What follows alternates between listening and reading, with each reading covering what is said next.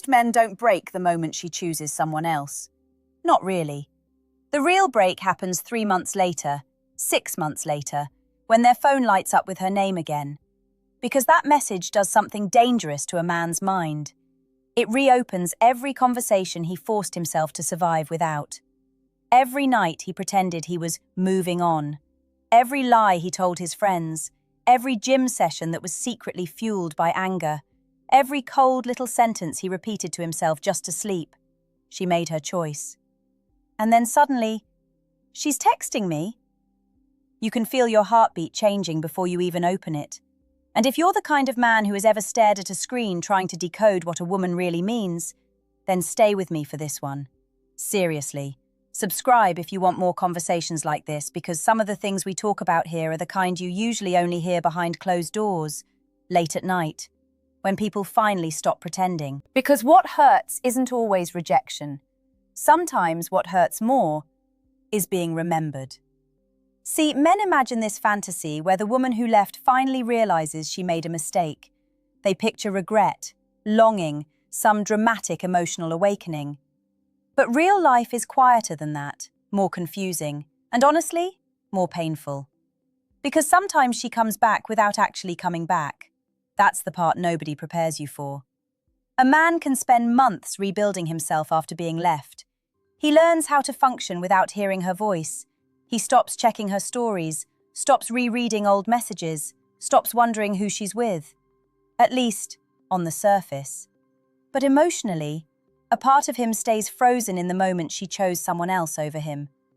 And women feel that freeze. They do. Not in some mystical way, not because women are mind readers, but because emotional memory leaves fingerprints on people, especially when the connection was real. You want to know something difficult? A woman often reaches back out when she finally feels your absence emotionally. Not when you were begging her to notice it. That timing destroys men psychologically. Because when you wanted her, she felt distant. When you finally started healing, suddenly she appears again. And now your brain is split in half. One side remembers the pain, the other remembers the possibility. That internal war can consume a man for months, especially if he never truly understood why she left in the first place. See, a lot of men think attraction disappears in one dramatic moment. It usually doesn't. It fades quietly. In tiny emotional ruptures nobody talks about. The relationship becomes emotionally predictable. Conversations lose tension. He starts performing stability instead of presence. She starts feeling emotionally alone while technically not being alone. And the terrifying part? Most men don't notice it happening. Because men are taught to measure relationships logically. We don't fight much. I'm loyal. I show up. I do the right things. But emotional connection is not a checklist. A woman can appreciate you deeply and still stop feeling pulled toward you. That truth is brutal for good men, especially the ones who genuinely tried. And when she chooses someone else, the mind immediately searches for a villain. Him, her, yourself. But real emotional shifts are usually more complicated than betrayal narratives people post online. Sometimes she didn't leave because you were weak. Sometimes she left because somewhere along the way, the emotional current between you died, and neither of you knew how to revive it. That's why her message later feels so unsettling. Because now you're forced to ask a question you were avoiding. If she missed me, why did she leave? And deep down, you already know the answer probably won't fit into one clean sentence. The message usually arrives at a strange hour. Not always late at night like people imagine. Sometimes it's 2:17 in the afternoon while you're standing in line for coffee. Sometimes it's during work. Sometimes it appears on an ordinary Tuesday that was finally starting to feel peaceful again. That's what makes it hit so hard. Your nervous system had just begun to trust silence, and then suddenly, her name. You stare at it longer than you should, long enough for old emotions to wake up before logic can stop them. And the worst part? The message is almost never dramatic. That's what confuses men. It's casual, soft, almost emotionally innocent. Hey, I know this is random. Saw something today that reminded me of you. Hope you're doing okay. 3 harmless sentences. But those sentences can unravel months of emotional recovery in under 10 seconds. Because men don't just read words from women they loved, they read possibility. That's why some of you torture yourselves trying to analyze punctuation, timing, sentence length, whether she used your nickname, whether she typed hey or hey. You think you're decoding her. But really, you're trying to protect yourself from hope. There's a difference. And women often underestimate how emotionally destabilizing their return can feel to a man who genuinely loved them, especially if she left him carrying unanswered questions. See, women process emotional disconnection differently than men do. A lot of men suppress pain until it hardens. Women often process pain while still emotionally engaged with life. So while you were trying not to collapse privately, she may have already gone through several emotional stages before sending that message. That doesn't make her cruel.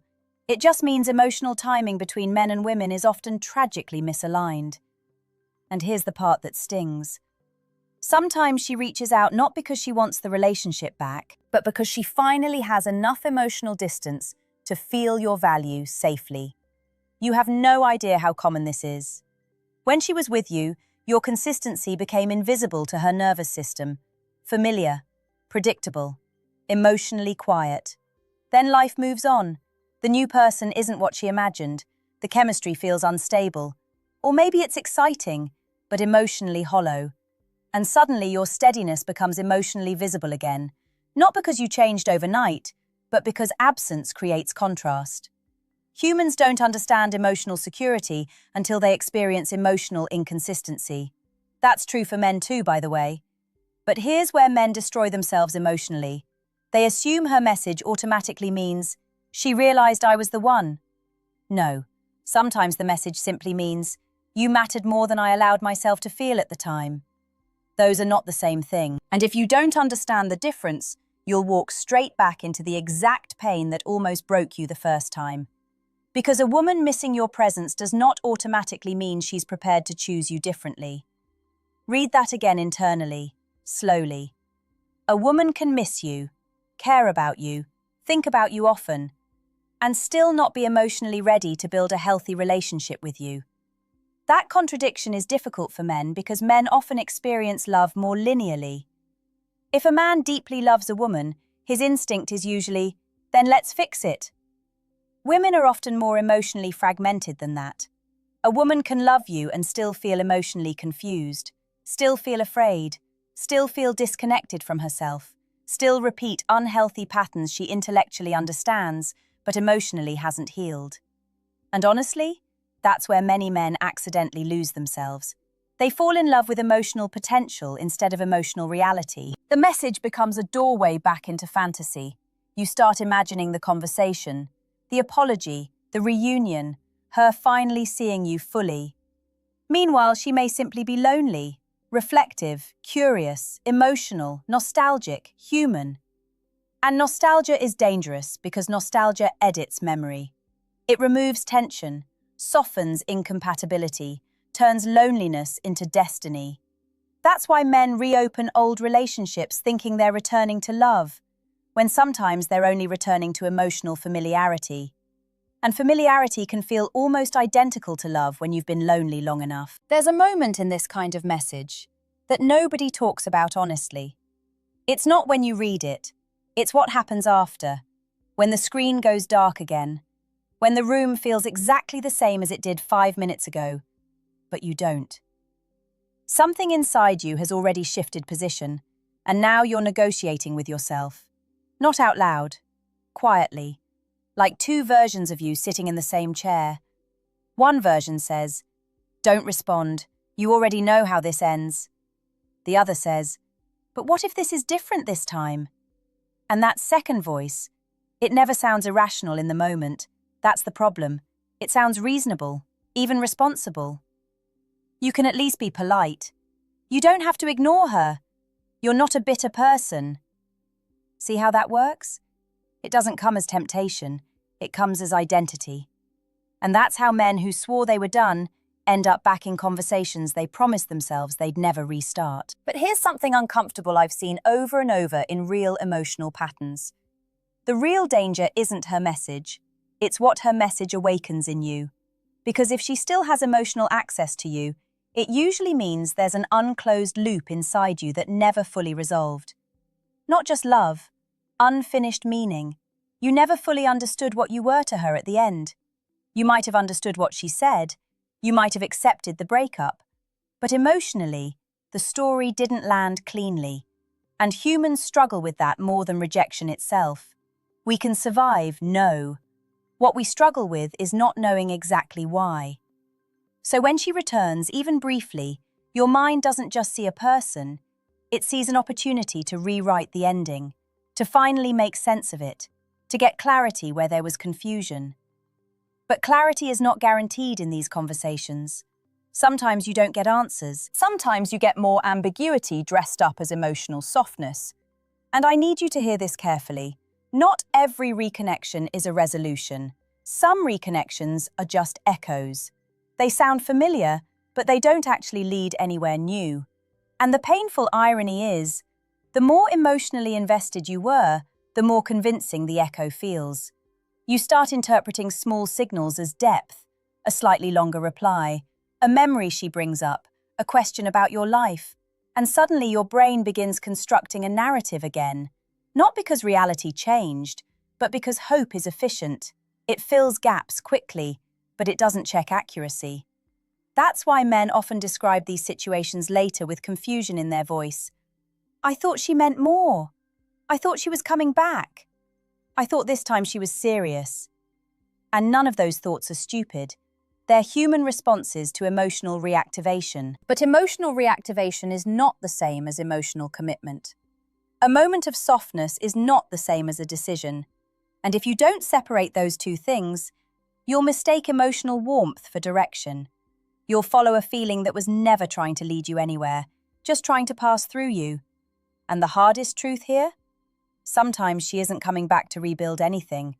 She's coming back because you became real to her in your absence in a way you weren't allowed to be in your presence. And that realization can feel flattering at first. Until you understand what it actually means. You were valued more clearly when you were no longer part of her life than when you were in it. There's a specific kind of silence that follows once you reply, even if it's just one message, even if it's casual. Hey, yeah, I'm good, how are you? That moment after you send it is where a lot of men lose emotional control without realizing it. Because now you're no longer just remembering her, you're re-entering the rhythm of her. And rhythm is powerful. People underestimate this. The tone of her replies, the timing, the gaps between responses. They start to regulate your emotional state again. You check your phone more than you want to admit. You tell yourself you're being chill, but your attention slowly reorganizes around her presence. Not because you're weak, because your nervous system remembers. It remembers what it was like to anticipate her, to decode her moods, to adjust yourself slightly so the connection didn't break. And that's where things get psychologically interesting. Because what feels like connection returning is often actually your old adaptation patterns reactivating. You become slightly more careful with your words, slightly more aware of tone, slightly more invested in being understood correctly. And you might tell yourself, this feels good again. But sometimes what feels good is simply what feels familiar. And familiar is not always safe. Now listen carefully because this is where men often misunderstand themselves. When she left, you didn't just lose her. You lost a version of yourself that existed inside that dynamic. The version of you that was always partly on alert, always partially emotionally tuned into her reactions, always measuring stability through her responses. And when she returns, even in small ways, that version of you tries to come back online. Not all at once, gradually, subtly. You don't notice it happening because it feels like emotional engagement, but internally, something else is happening too. You are becoming emotionally contingent again. And that's the dangerous shift. Because emotional contingency always creates imbalance. One person starts carrying the emotional temperature of the interaction, the other simply participates in it. And in most reconnecting dynamics, the man becomes the one who starts over-investing emotionally, not because he wants to lose control, but because he remembers what it felt like to finally be chosen. That memory alone can distort present reality. You stop asking, "Is this actually good for me now?" and start asking, "How do I make this work this time?" Those are not the same question. One protects your stability, the other sacrifices it for hope. And here's something that surprises a lot of men when they're honest later. Even when the woman is kind, even when she's respectful, even when there is genuine care present, the emotional imbalance can still quietly return. Not because anyone is doing something wrong, but because the original dynamic was never fully healed. It was just paused. And paused dynamics resume easily. That's why these reconnections can feel so emotionally charged, but structurally unstable at the same time. You feel close, but not secure. Engaged, but not grounded. Seen, but not chosen in a clear way. And men often tolerate this grey area longer than they should, because grey area feels like possibility. But emotionally mature connection doesn't live in constant uncertainty. It clarifies itself. It doesn't keep you guessing about your place in it. And if you find yourself constantly analysing where you stand, what she means, whether this is going somewhere, that uncertainty is already information, not about her intentions, but about the structure of what is being rebuilt. And the question quietly becomes, are you reconnecting with a person, or with a feeling you once had access to when she was part of your life? There's a point in these conversations where something subtle happens, and most men miss it completely. It's not an argument, it's not rejection, it's not even disappointment. It's emotional distance returning, quietly. You'll feel it in the pauses, in how she answers things she used to elaborate on, in how certain topics stay surface level now, in how she doesn't lean into the conversation the way she used to when things were emotionally alive between you. And your mind will try to explain it away. She's busy. She's different now. Maybe she's just tired. Sometimes that's true, but sometimes what you're sensing is simply this. The emotional space between you has not reopened in the same way. And here's where it gets psychologically painful for men, because men often think reconnection is about access. If she's talking to you again, then access is restored. But emotional access doesn't work like that. A woman can give you conversation without giving you emotional openness. She can be polite without being emotionally present. She can even care about you without re-entering emotional intimacy. And that gap creates confusion that feels personal. You start thinking, what did I do wrong this time? But often nothing new happened. You're just seeing the reality of what the connection currently is, without the emotional fog of the past relationship filling in the gaps. And this is the moment where a man either stabilizes himself or slowly loses his emotional center again. Because now you're in the most dangerous phase, not rejection, not reunion, but ambiguity with emotional history attached. That combination is powerful. It makes the past feel like proof that the future can return.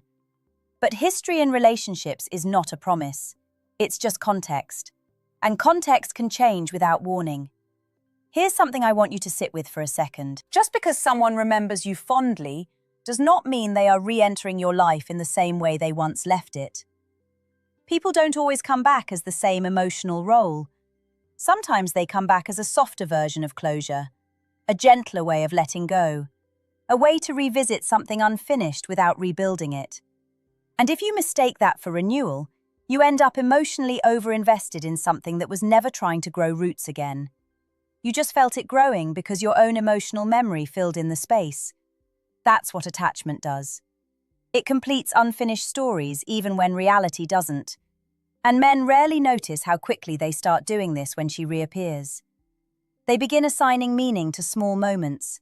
A late-night message feels like intimacy. A memory she mentions feels like longing. A hope you're okay feels like emotional reopening. But none of those things, by themselves, define direction. They only reflect momentary emotional states.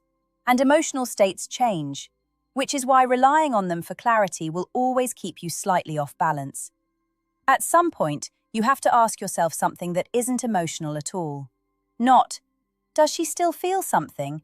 But, Is there anything structurally different now that would prevent the same outcome from happening again?